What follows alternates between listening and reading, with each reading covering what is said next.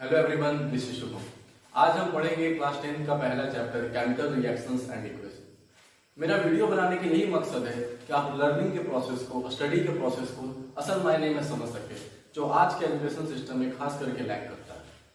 तो उम्मीद करते हैं कि आप इस चैप्टर के अंत तक आप ये अनुभव कर पाएंगे कि आपके पढ़ने के प्रोसेस में क्या कमी थी, क्या त्रुटि थी और कैसे वो इम्प्रूव किया जा सकता है। तो चलिए शुरू करते हैं। तो आप अगर एनसीईआरटी बुक खोलिएगा तो इस चैप्टर के सबसे ऊपर में लिखा हुआ है, facts are not science as dictionary is not literature. बहुत ही खूबसूरत और गहरा अर्थ वाला बात है। Facts are not science as dictionary is not literature. तो मेन मकसद मेरा आपको यही समझाना है ये पूरे वीडियो के थ्रू। केवल पढ़ करके, केवल रीडिंग डाल करके आप साइंस या मैथ नहीं पढ़ सकते। उसे समझना पड़ता है, उसे सोचना पड़ता है, काफी देर तक सोचना पड़ता है, काफी क्वेश्चनिंग करनी पड़ती है चीजों पे, तब तो आप जाके असल मायने में साइंस और मैथ सीख पाते हैं। तो चलिए बढ़ते हैं चैप्टर की ओर। Chemical reaction, process in which some substances react to form new substance with new properties. कुछ सब्सटेंसेस आपस में एक या दो या तीन रिएक्ट करते हैं और कुछ नए सब्सटेंस को फॉर्म करते हैं, और वो नए प्रॉपर्टीज वाले सब्सटेंस होते हैं। कुछ कैरेक्टरिस्टिक होते हैं उसके, जैसे breaking and forming of bond. तो जाहिर सी बात है, कुछ पुराने चीज से कुछ नया चीज बनेगा, तो कुछ बॉन्ड टूटेंगे और कुछ बॉन्ड नए बनेंगे वो चीज बनने के लिए। और अगला कैरेक्टरिस्टिक है rearrangement of atoms only, not conversion into other atoms. तो कई लोगों को यहाँ पे कंफ्यूजन होता है कि जब केमिकल रिएक्शन टेक प्लेस करता है तो जो पुराने एटम, जो रिएक्टेड साइड के एटम्स होते हैं, वो प्रोडक्ट साइड में बदल तो नहीं जाते हैं। ऐसा कुछ नहीं होता है, बस एटम्स अपना अपना पोजीशन रीअरेंज करते हैं। कोई ये नहीं कि एक एटम दूसरे एटम में बदल जाता है, एटम वही रहता है, बस वो पोजीशन रीअरेंज करते हैं। आगे एग्जांपल के साथ समझने की कोशिश करते हैं। मैग्नीशियम प्लस ऑक्सीजन हीट जब उसे देते हैं तो ये मैग्नीशियम ऑक्साइड बनता है। ये काफी कॉमन एक्सपेरिमेंट है जो स्कूल में 10th में लैब्स में कराया जाता है। एसिडिकॉन के फॉर्म में मैग्नीशियम लेते हैं, ऑक्सीजन एयर में रहता है हमारा, और हम हीट करते हैं, फ्लेम जलाते हैं उसे, और एक व्हाइट पाउडर, मैग्नीशियम जल करके एक व्हाइट पाउडर हम लोग को मिलता है। वही ये रिएक्शन बता रहा है। ये हो गया रिएक्टेंट, जो चीज रिएक्ट करता है, जो चीज शुरुआत में रिएक्ट करके एक नए प्रोडक्ट को फॉर्म करता है, तो ये रिएक्टेंट हो गया, ये प्रोडक्ट हो गया। तो देखिए, अब इस रिएक्शन के भी कुछ सिंपल कैरेक्टरिस्टिक है जो पूछे जाते हैं एग्जाम्स में अक्सर, जैसे before burning magnesium ribbon is rubbed with sand paper. तो आप अगर एक्सपेरिमेंट किए होंगे लैब में तो आपने देखा होगा कि रिबन को बर्न करने से पहले आपके टीचर्स, आपके लैब असिस्टेंट बोलते हैं कि उसको पहले सैंड पेपर से आप रगड़िए। तो ऐसा क्यों किया जाता है? होता क्या है, मैग्नीशियम रिबन पे एयर के एक्शन की वजह से, मॉइस्ट एयर के एक्शन की वजह से एक बेसिक मैग्नीशियम कार्बोनेट का कोटिंग जम जाता है, और जो उसी को हटाने के लिए हम लोग सैंड पेपर से रब करते हैं उसे। और जो बेसिक मैग्नीशियम कार्बोनेट होता है वो मैग्नीशियम कार्बोनेट और मैग्नीशियम हाइड्रोक्साइड का मिक्सचर होता है। तो आइए इसके अगले फीचर को देखते हैं। केप्ट फार फ्रॉम आई और eye production is born during burning. जब आप ये रिएक्शन को फॉर्म करते हैं तो आपको कहा जाता है कि आप वो बर्निंग फ्लेम से एक खास डिस्टेंस मेंटेन करके रखा करिए, या फिर कुछ आई में आप प्रोडक्शन यूज कर लीजिए। तो ऐसा इसलिए कहा जाता है क्योंकि वो जब आप बर्न करते हैं मैग्नीशियम रिबन को, ये काफी डेजलिंग फ्लेम से प्रोड्यूस होता है, मतलब आंख चौंधिया देने वाला फ्लेम प्रोड्यूस होता है उससे, जो आपके आंख को हार्म कर सकता है, और कुछ फ्यूम्स जो गैस होते हैं वो भी आपके आंख को हार्म कर सकते हैं। इसीलिए कहा जाता है कि आप एक प्रॉपर दूरी मेंटेन करें उससे, या फिर आई प्रोटेक्शन यूज करें। नेक्स्ट पॉइंट है chemical reactions in daily life. जैसे आपका कुकिंग ऑफ फूड, जब हम खाना कुक करते हैं तो काफी सारे स्टार्च हो गए या फैट्स हो गए, अपने फॉर्म चेंज करते हैं, वो भी रिएक्शन फेस होता है वहां पर। फॉर्मेशन ऑफ कर्ड वो तो जाहिर है दही का जमना बैक्टीरिया के एक्शन से, और डाइजेशन ऑफ फूड काफी कॉम्प्लेक्स प्रोसेस, हमारा स्टार्च कार्बोहाइड्रेट में चेंज होता है, ग्लूकोज में चेंज होता है, वो एनर्जी देता है। इस तरह से हमारे शरीर में केमिकल रिएक्शंस होते हैं। तो अगला पॉइंट है, टॉपिक है how to determine reaction has taken place और कैरेक्टरिस्टिक ऑफ केमिकल रिएक्शंस। तो रिएक्शन तो हो रहा है, पर ये पता कैसे चले कि रिएक्शन आगे प्रोसेस कर गया या रिएक्शन कंप्लीट हो गया, पता कैसे चलेगी? या फिर उसको आप दूसरे टर्म्स में कैरेक्टरिस्टिक या फीचर ऑफ केमिकल रिएक्शन भी बोल सकते हैं। तो कई सारे होते हैं, जैसे evolution of gas, formation of precipitate, change in colour, change in temperature और चेंज इन स्टेट। तो पहला है evolution of gas. Sodium carbonate plus hydrochloric acid gives NaCl, common salt plus water plus carbon dioxide gas. और ये अपर arrow का मतलब है कि रिएक्शन मिक्सचर से, कंटेनर से एस्केप कर जाता है, गैस के फॉर्म में वो निकल जाता है। तो ये आपको हो गया evolution of gas.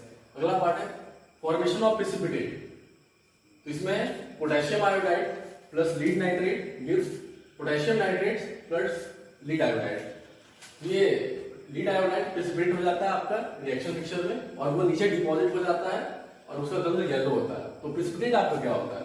A solid product which separates out from the solution during a chemical reaction.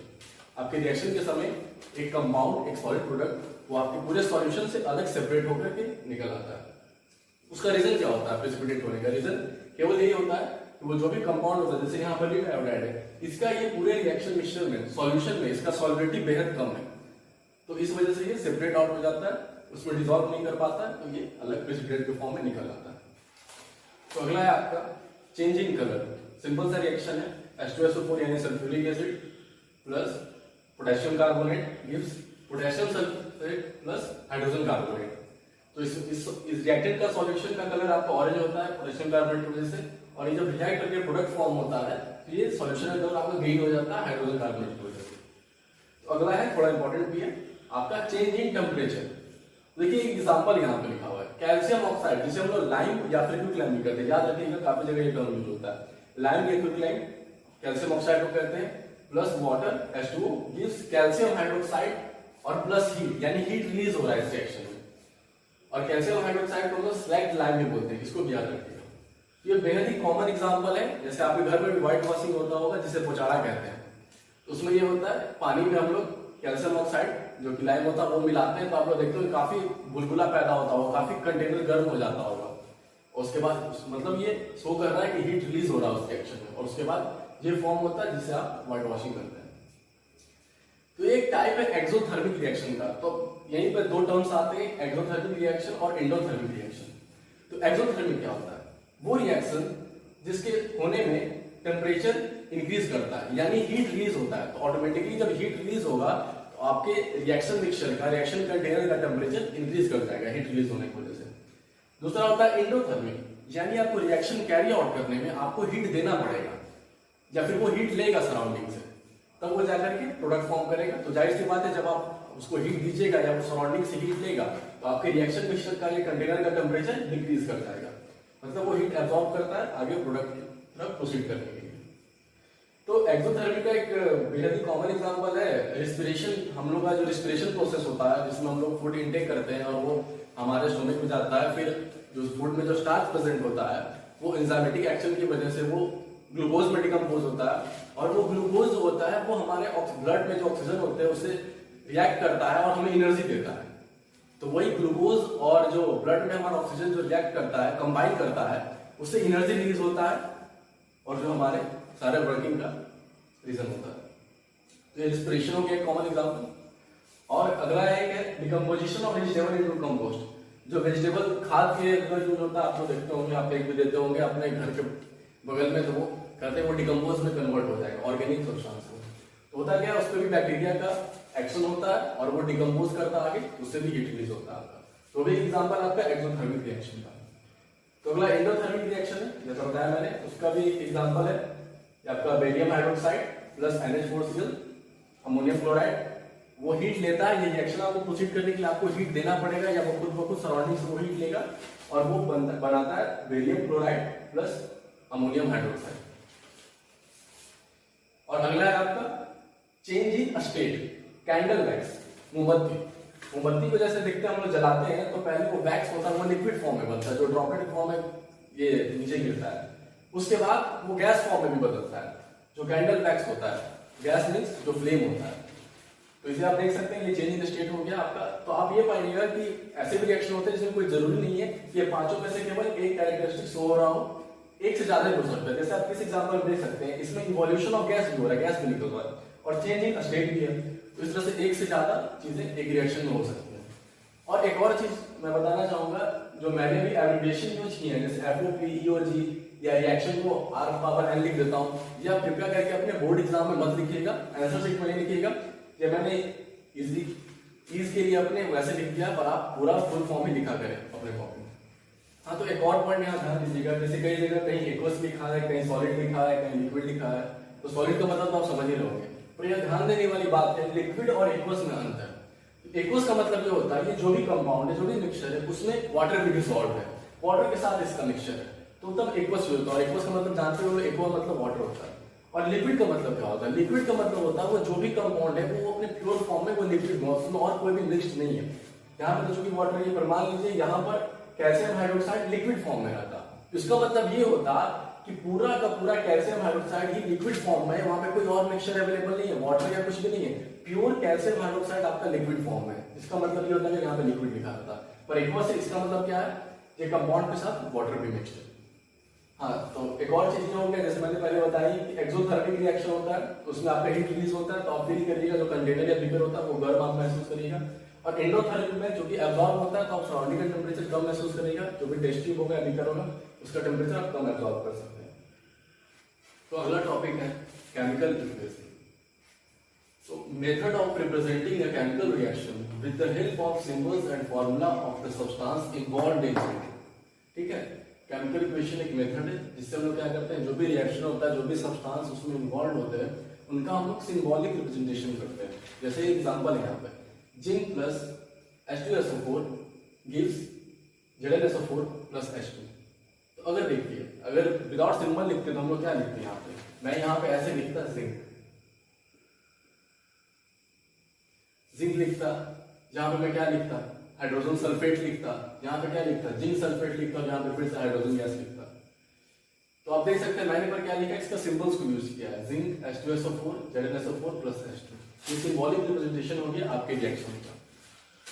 तो उसका अगला पार्ट आता है आपका बैलेंस्ड और अनबैलेंस्ड केमिकल रिएक्शन। काफी इंपॉर्टेंट है इसका, इंपॉर्टेंस है इसका।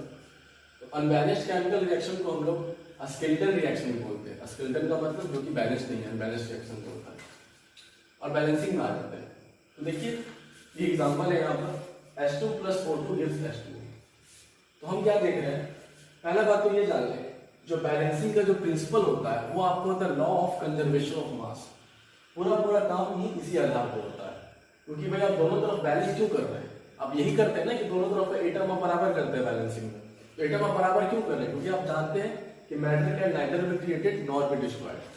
तो यहीं पर आप किसी में से पूछ सकते हैं, जैसे हमने मास बैलेंस कर रहा है law of conservation of mass को लेकर, यहाँ पे एक सवाल आता है, मान लीजिए कोई ऐसा रिएक्शन है जिसमें गैस इवॉल्व हो रहा है, तो गैस तो एस्केप होकर चला जाएगा, तो आप क्या कहिएगा, भाई मास तो चेंज हो गया, गैस तो निकल गया वहां से, तो बैलेंस तो नहीं हो पाया। तो नहीं, ये जो कहा जाता है वो एक आइसोलेटेड इन्वायरमेंट के लिए कहा जाता है, एक आप क्लोज कंटेनर में वो एक्सपेरिमेंट परफॉर्म कर रहे हैं, या फिर एक आइसोलेटेड इन्वायरमेंट में जहाँ पे जो भी रिएक्टिंग प्रोडक्ट वो खास करके उसी बिगर में है, उसी यूटेंसिल में है। आइए इसको हम लोग बैलेंस करते हैं। H2 प्लस O2 H2, इधर हम लोग क्या लिख रहे हैं, हाइड्रोजन का 2 एटम है, ऑक्सीजन का भी 2 है। प्रोडक्ट साइड में क्या है आपका, हाइड्रोजन का 2 है, ऑक्सीजन का 1 है, तो हाइड्रोजन तो सही है अपना, और ऑक्सीजन 2 है, इधर 1 है, चलिए इधर 2 कर देते हैं। जब हमने इधर 2 किया तो ऑक्सीजन तो बराबर हो गया दोनों साइड, और आपका हाइड्रोजन डिसबैलेंस हो गया। हाइड्रोजन अब कितना हो गया, 4 हो गया, यहाँ पर कितना है, 2 है, तो 4 है, उधर 2 है, तो क्या कर देंगे, इधर 2 से मल्टीप्लाई कर देंगे। ये सिंपल हो गया। और दूसरी बात ध्यान दीजिएगा, रिएक्शन को बैलेंस करने के लिए हम उसका फॉर्मूला चेंज नहीं करते हैं, उसका नंबर ऑफ एटम्स को बस घटाते या बढ़ाते हैं, फॉर्मूला हम उसका चेंज नहीं करते। जैसे मान लीजिए कहीं पे H2 और O2 था और मुझे बनाना था, यहाँ पे देखिए जैसे यहाँ पे H2 था या O2 था, तो हम इसे बैलेंस करने के लिए यहाँ 2 ऑक्सीजन या 2 करने के लिए हम यहाँ पे ये नहीं कर सकते, तो ये कंपाउंड ही चेंज हो गया भाई, ये रिएक्ट होकर के ये दे ही नहीं रहा, रिएक्शन होने पे तो H2 बन रहा है आपका, और आपने तो H2O2 बना दिया, ये तो पूरा ही गलत हो गया। हम लोग क्या करते हैं, एटम्स का नंबर घटाते बढ़ाते हैं। जैसे मान लीजिए यहाँ पे 2 mole of hydrogen gas react किया और यहाँ पे आपका 2 मोल ऑफ H2O बना, और 2 मोल में आपका कितना एटम्स आप देख सकते हैं, 4 हो गए, 4 बराबर हो गया आपका। तो इस तरह से हम लोग करते हैं, एटम्स के नंबर को घटाते बढ़ाते बैलेंस करने के लिए। और आइए एक और एग्जांपल के साथ देखते हैं हम लोग। जैसे अगला एग्जांपल है आपका CH4 plus O2 CO2 plus H2। एक और बात ध्यान रखिएगा, आप लोग के सिलेबस में जो बैलेंसिंग पढ़ना है वो काफी बेसिक पढ़ना है, जो कि बैलेंसिंग के काफी मेथड्स होते हैं, काफी ट्रिक्स होते हैं सॉल्व करने के, वो आपके लिए बिल्कुल एप्लीकेबल है, आप उसमें माथापच्ची मत करिएगा। आप YouTube पे सर्च किया तो कई तरह के आपको ट्रिक्स मिल जाएंगे, टिप्स मिल जाएंगे कैसे सॉल्व करना, पर वो आपके काम का ही नहीं है। आप झूठ मूठ का जितना जानेंगे उतना कंफ्यूज होइए। आपके सिलेबस में काफी सिंपल रिएक्शन को बैलेंस करना है, जो आपको एनसीईआरटी बुक में आपका हीट एंड ट्रायल मेथड से बैलेंस करने के लिए दिया हुआ है, और आपका रिएक्शन उतना ही सिंपल रहता है। अभी और दूसरा मेथड सीखने की जरूरत नहीं है बोर्ड्स के लिए खास करके, तो आप हीट एंड ट्रायल मेथड से बैलेंस करिए। जैसे यहाँ देखते हैं CH4 है, O2 है, अब देखिए एक एक करके रिएक्शन और प्रोडक्ट साइड में हम लोग काउंट करते किधर है, इधर चलिए इधर रिएक्टेंट लिख लेते हैं, यहाँ प्रोडक्ट लिख लेते हैं। तो कार्बन का कितना संख्या हमारा, इधर 1 है, चलिए दोनों साइड 1 1 है। आपका हाइड्रोजन कितना है, हाइड्रोजन इधर 4 है और इधर कितना है 2 है। ऑक्सीजन कितना है, यहाँ 2 है और यहाँ कितना है आपका 2 और 1 3 है, ठीक है। तो पहले देखिए रिएक्टेंट में हाइड्रोजन 4 है, इधर 2 है, इसको कर देते हैं, इसको 4 बना दिया हमने, 4 बना दिया, तो 4 बना दिया तो क्या बन गया, अब ऑक्सीजन हमारे पास 2 हो गया। चलिए भाई इधर 2 हो गया और ये 4 हो गया, तो यहाँ पे हमारा 2 ही है और अब ऑक्सीजन 4 इधर 2 है, तो बहुत ही सिंपल, इधर 2 कर देते हैं, ये 4 हो गया। तो अब देखिए अब बैलेंस है, कार्बन अभी भी 1 1 है, हाइड्रोजन 4, 2 × 2 4 हो गया आपका 4 आइटम्स, और आपके इधर कितना ऑक्सीजन कितना हो गया आपका 4 और यहाँ भी 2 और 2 4। ये देखिए इस तरह से आपका बैलेंस हो गया है। तो simple heat and trial method से सॉल्व करिए, काफी सिंपल एग्जांपल्स होते हैं आपके बोर्ड्स वाले सिलेबस में, तो इसी मेथड को फॉलो करें, अन्य मेथड्स पे जाने के लिए दिमाग खर्च ना करें। और एक और चीज ध्यान रखना है कि हम लोग जब भी मल्टीप्लाई करते हैं तो स्मॉलेस्ट होल नंबर से मल्टीप्लाई करते हैं। जैसे अभी ये रिएक्शन बैलेंस हो गया, तो आप देखिए अगर मैं ऐसे पूरे रिएक्शन को अगर मैं 2 से मल्टीप्लाई कर देता हूँ, ये क्या बन जाएगा आपका 2CHO4 आ जाएगा, यहाँ पे 4 आ जाएगा, यहाँ पे 2 आ जाएगा, यहाँ पे 4 आ जाएगा, तो वो भी एक बैलेंस रिएक्शन होगा। पर नहीं, चूंकि हम बिल्कुल सिंपलेस्ट होल नंबर से मल्टीप्लाई करते हैं, ये हमारा कन्वेंशन है कि ऐसे वो भी सही है, आप बड़े से भी कर सकते हैं, पर चूंकि सिंपल ही रखा जाता है, क्योंकि ऐसे सोचिए क्यों ज्यादा रिएक्टेंट हम खर्च करें, उतना ही बनाना है हमको, तो अगर ज्यादा बनाना हो तो ज्यादा मोल ले लेंगे हम, तो यूज कर लेंगे, वैसे सिंपलेस्ट रखा जाता है। और एक और चीज आप ध्यान दीजिएगा कि हाँ इक्वेशन, जैसे इक्वेशन का मतलब मैथ में भी सॉल्व करते हैं LHS और RHS और बीच में इक्वल टू होता है, यहाँ पर वही चीज है, यहाँ पर बस बीच में एरो है, LHS आपका यहाँ पर भी रिएक्टेंट और आपका RHS यहाँ पर भी प्रोडक्ट, तो वही चीज है इक्वेशन का मतलब यहाँ पर भी। आइए अब इस पार्ट को समराइज करते हैं। Writing a complete chemical equation, अलग अलग पार्ट्स में हमने पढ़ा, जैसे writing symbols of reactant and product, balancing the equation, mention some other information, जैसे क्या हो गया आपका फिजिकल स्टेट, हीट चेंज मतलब इंडोथर्मिक एक्सोथर्मिक हो गया आपका, फिजिकल स्टेट में आपका सॉलिड लिक्विड गैस, कैटलिस्ट हो गया। जैसे कई जगह आप देखते होंगे रिएक्शन एरो के ऊपर कुछ मेटल्स लिखे होते हैं या कुछ अदर कंपाउंड्स लिखे होते हैं, तो वो कैटलिस्ट की तरह यूज होते हैं। वो करते क्या है, रिएक्शन को काफी इजीली आगे प्रोसीड करते हैं, काफी फास्टली आगे प्रोसीड करा देते हैं बिना प्रोडक्ट में शामिल हुए। आगे बढ़िएगा आप इसके बारे में, कैटलिस्ट के बारे में। और दूसरा कंडीशन अंडर विच रिएक्ट, मतलब रिएक्शन टेक प्लेस, जैसे टेम्परेचर और प्रेशर। तो आप लोग एरो के ऊपर कई बार टेम्परेचर भी लिखा देखते होंगे 473 केल्विन या फिर 1 atm 2 atm प्रेशर लिखा देखते होंगे, तो वो कंडीशन है जिसमें वो रिएक्शन प्रोसीड कर रहा है अगर कर रहा है। तो एक एग्जांपल है आपका ये कंप्लीट केमिकल इक्वेशन का, जैसे CH4 गैसेस देखिए स्टेट मेंटेन है आपका और हीट रिलीज हो रहा है यहाँ पे, प्लस हीट प्रोडक्ट साइड में हीट है। तो एक और एक एग्जांपल है NCERT का, इसमें आपको दिया हुआ है कि आपको कंप्लीट केमिकल इक्वेशन लिखना है और आपको दिया हुआ क्या है कि आयरन और स्टीम रिएक्ट करता है और बनाता क्या है, आयरन 2,3 ऑक्साइड प्लस हाइड्रोजन। अब आपका क्वेश्चन ये है कि आपको इसको कंप्लीट केमिकल इक्वेशन के फॉर्म में लिखना है। तो इसे सॉल्व करने से पहले एक और चीज हम लोग समझ लेते हैं। आयरन 3 तरह के ऑक्साइड होते हैं आयरन के, पहला हो गया आपका फेरस ऑक्साइड FeO, दूसरा आपका हो गया फेरिक ऑक्साइड Fe2O3 या फिर Fe, इसको Fe3 आयरन 3 ऑक्साइड भी बोलते हैं, और आपका अगला है Fe3O4, ठीक है, जिसे हम लोग आयरन 2,3 ऑक्साइड भी बोलते हैं, और मैग्नेटिक आयरन ऑक्साइड भी जिसे हम बोलते हैं। तो देखिए काफी बार कंफ्यूजन भी होता है हमें कि फेरस ऑक्साइड में इस आयरन का वैलेंसी 2 है या 3 है, फेरिक में 2 है या 3 है। तो एक सिंपल तरीके से हम याद कर सकते हैं, देखिए यहाँ पे आयरन ऑक्साइड में इसका वैलेंसी 2 है और यहाँ पे क्या है फेरस, 3 में क्या है फेरिक। तो देखिए इवन है, इवन में क्या आपका काफी स्मूथ प्रोनाउंसिएशन है फेरस। ऑड में क्या, ऑड का मतलब ही होता है अनयूजुअल, अजीब, तो उसका आपका प्रोनाउंसिएशन क्या है फेरिक, काफी जोड़ देने वाला प्रोनाउंसिएशन, तो ऐसा आप याद कर सकते हैं। ऑड है, इवन है तो काफी सिंपल है, फेरस सिंपल है, और ऑड है आपका तो थोड़ा जोड़ देना पड़ेगा फेरिक। तो इस तरह से आप याद कर सकते हैं, इसमें 2 वैलेंसी है, फेरस में 2 होता है और फेरिक में आपका 3 होता है आयरन का। तो आइए इसे सॉल्व करते हैं।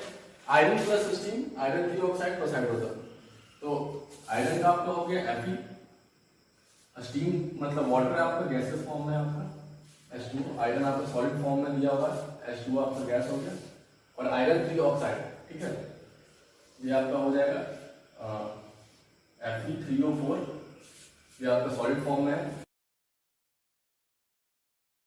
और ये आपका हो गया प्लस H2 गैस का, ठीक है। ये देखिए हमने रिएक्शन लिख दिया, सिंबल्स लिख दिए सारे। ओके, हमने फिजिकल स्टेट भी मेंशन कर दिया है। अब आइए हम लोग बैलेंस कर लेते हैं इसे। देखिए आयरन उधर 3 है, इधर 1 है, तो चलिए पहले आयरन को बैलेंस कर लेते हैं। यहाँ पर 3 कर दिया आयरन हमने, यहाँ पर 3 हो गया, आयरन बैलेंस हो गया पूरी तरह से। ऑक्सीजन 4 है और यहाँ पर देखिए ऑक्सीजन 4 है या 1 है, तो सिंपल है, 4 से मल्टीप्लाई कर दिया। काफी सिंपल होता है बैलेंसिंग, आप देख सकते हैं सिंपल था। आयरन आपने देखा 3 है, 3 से मल्टीप्लाई कर दिया, बैलेंस हो गया आयरन। ऑक्सीजन आपने देखा उधर 4 इधर 1 है, 4 से मल्टीप्लाई कर दिया। अब देखिए हाइड्रोजन तो उधर पे 4 अलग है, यहाँ पे 4 दूनी 8, यहाँ पे 4 दूनी 8 होगा, यहाँ पे 2 है तो यहाँ पे 4 से मल्टीप्लाई कर दी। देखिए हाइड्रोजन भी बैलेंस हो गया, 4s2 8 इधर भी हाइड्रोजन, 8 उधर भी, आयरन भी 3 और ऑक्सीजन भी आपका कितना हो गया 4 हो गया। ये आपका रिएक्शन पूरी तरह से बैलेंस हो गया। ये आपका हो गया कंप्लीट केमिकल इक्वेशन। यहाँ पे कोई रिएक्शन कंडीशन नहीं थी अब आपका, तो जरूरत नहीं है उतना, वो आगे चल के हायर क्लास में लिखा जाता है, कोई जरूरत नहीं है उसका आपको। तो हमने जितने भी टॉपिक्स को अभी तक कवर किया उसमें काफी डिटेल्ड और पॉइंट वाइज एनालिसिस हमने कर लिया है, जो कि बोर्ड्स के पर्सपेक्टिव से बिल्कुल ही सफिशिएंट है।